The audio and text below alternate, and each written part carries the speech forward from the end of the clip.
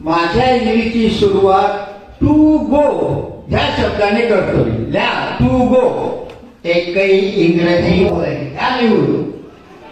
बघा एकमेव माणूस तो थापा मारायला पण शिकवतो इंग्लिश मधून. घ्या आय हॅड.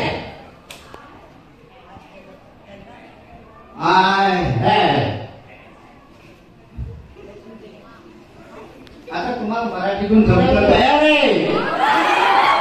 नाही म्हणजे माझं स्वप्न करेक्ट आहे ना? काय आहे? यस ते गंमत. चला आयुष्यात आहे माझ्याकडे असेल, माझ्याजवळ असं एक वाक्य द्या. I know. हा नो जो आहे ना तो KNOW आहे. I no.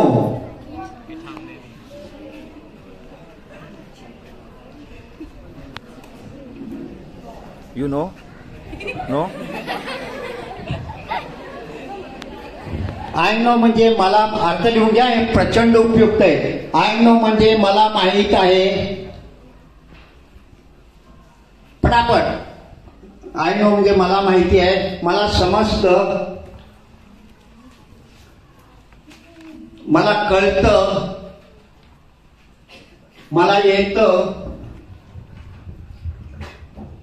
मी ओळखतो, मी ओळखते. तुला काहीच येत नाही.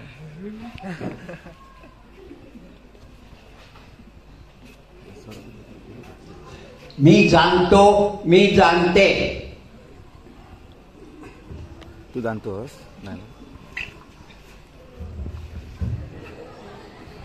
आता बघा हे तुमच्या मराठी शब्द मराठीमध्ये आले ते इंग्लिश मध्ये काय म्हणायचं? I know. मला तुझं नाव माहिती आहे. कसं ना? I know your name. मी तुझ्या बापाला जाणतो. I know your. मला इंग्लिश येतं,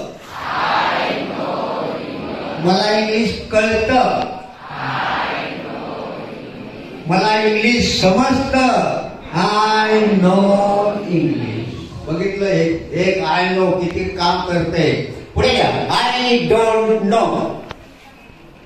आय डोंट नो. पटापटल्या. I don't know. मला माहित नाही, मला समजत नाही, मला कळत नाही, मला येत नाही, मी ओळखत नाही, मी जाणत नाही आणि मला समजत नाही.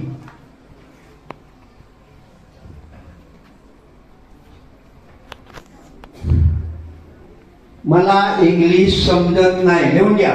एक वाक्य लिहून घ्या. मला इंग्लिश समजत नाही. I don't know English.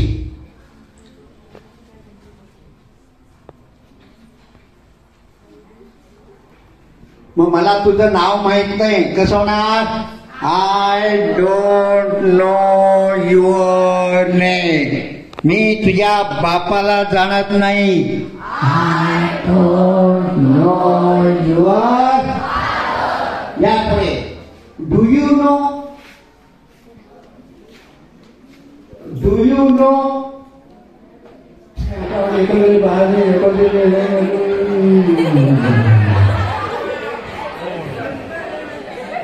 अरे 29 पारा तुम्हाला येत नाही.